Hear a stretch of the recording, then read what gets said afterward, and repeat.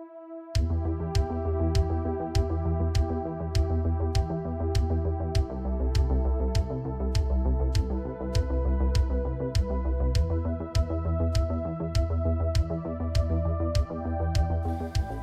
guys, it's Bill, and guess what?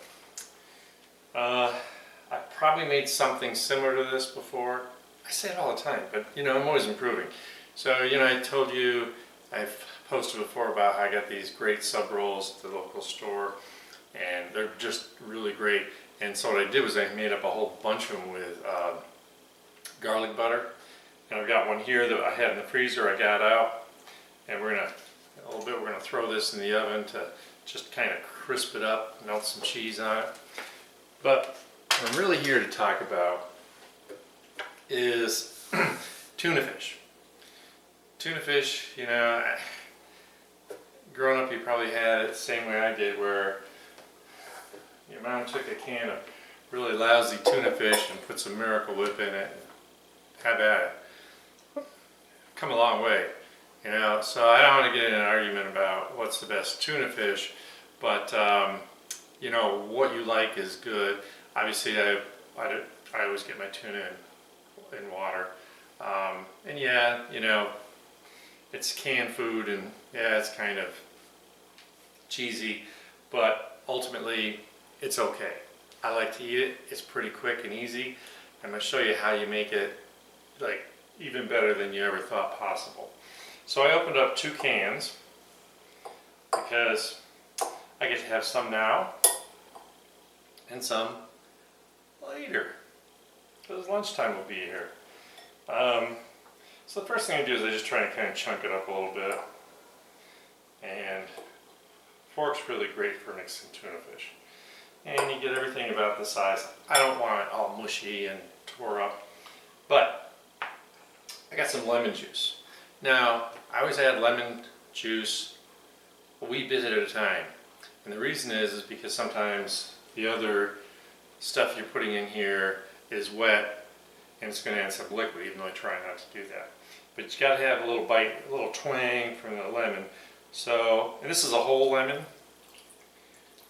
So, and it's 2 cans of tuna fish, okay?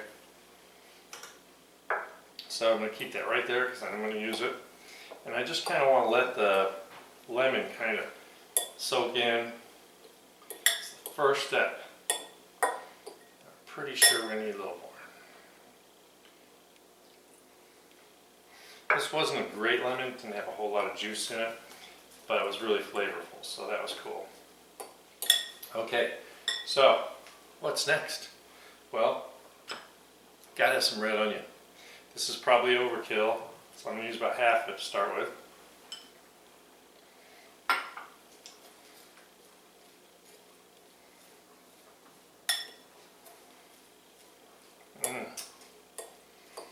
That looks pretty good to me. And celery. I used to think celery is optional, but I had some in the fridge from having wings. I got takeout, okay? So I'm going to add a little celery. And I got some basic, grocery store dill gherkins that I chopped up, and you can decide how much you want to chop them.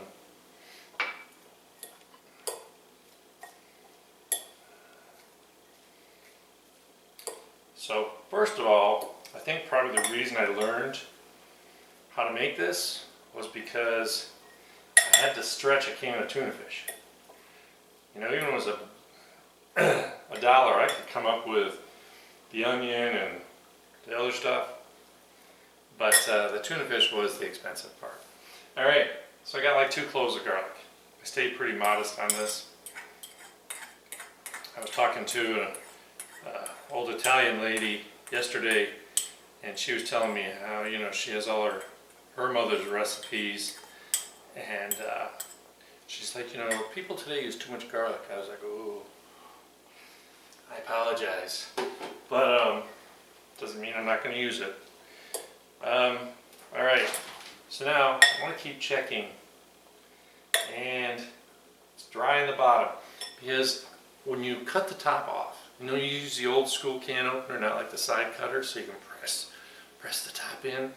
Make sure you get as much liquid out as possible, and that's the payoff right now, is that we have nice, dry tuna fish. So a little bit more. Whoop, that's all I got. All right. It'll do, trust me. So just take the extra effort and smush it up. All right. Now what I'm going to do. I got some mayo. And once again, you can't take it back, but you know with 2 cans you're going to start with a pretty good sized dollop. And I always have to put some pepper on mine, right?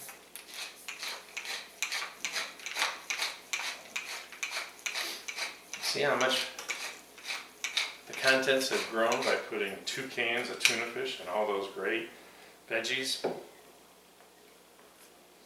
And then just kind of work it around. Like I said, I don't want to mush it all up.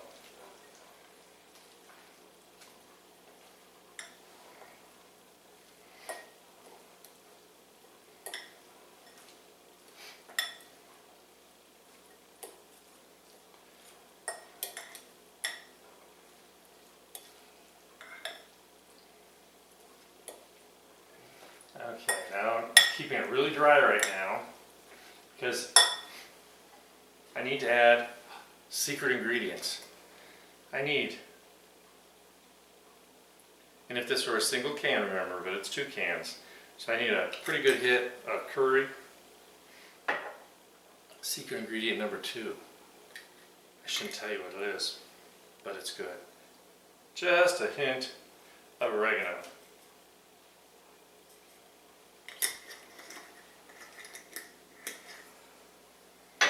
Now we're going to get this mixed up. You just want enough curry to kind of almost make it noticeable, but not because you don't want people to go, oh, I don't like curry. They'll never know, trust me. I've been doing this a long time.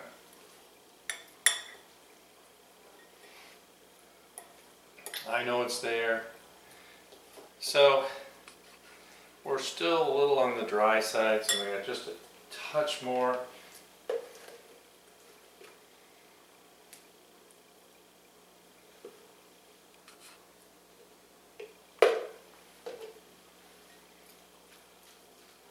That'll work. Once again, if you're not sure how to do this and you think a fork's too brutal, spatula works. Just to kind of get it folded in so we're not destroying everything in here. I don't want it to look like it's been in a blender.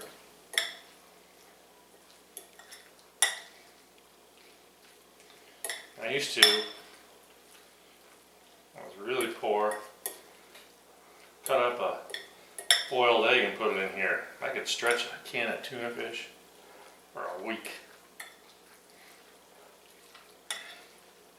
So, what's the most important thing? It's really simple. I like to put it in the refrigerator for a minute so that I'll kind of blend those flavors together, get that garlic to leach oil out and get everything really happy, get that the pickles and everything just to be really, really happy. And it's smelling really good. Like I could just take crackers and eat it, okay? So we're gonna put this in the refrigerator, and I'm going to put our sub roll in a couple of minutes. So we want probably about 15 minutes total time of this in the refrigerator. The sub roll is going to take about 5-6 minutes. Alright, and then I'll come back and put it all together for you. Alright, so you see cheese is melted. I got a little crispiness to it. But it's really soft on the inside from all that garlic butter. So it's like perfect, right? So how do you make it more perfecter? I'm looking in the refrigerator when I put the tuna away and found some avocado left over. And I'm just going to throw it on here just for a little sweet, smooth, creamy deliciousness. Oh. Alright, so what do we do now? Take some of this really good stuff And you can see it's fine to keep it a little on the dry side. It's the, you know, non-60s, 70s way of eating tuna fish. I know people that put a little vinegar in just to keep it real. You could go crazy with that. If I had a tomato to cut open, it would be right on there too. But that's a beautiful little lunch snack. Tastes really good. You can put a toothpick through that sucker and hold it shut. Anyway, what I'm trying to tell you is go to new depths, try new things, tell me what you like, don't like. Appreciate all the viewers out there watching me. And I've got some really cool stuff coming up. I'm going to release a bunch of stuff. And keep watching. And I will see you next time with another great video. Have a good day.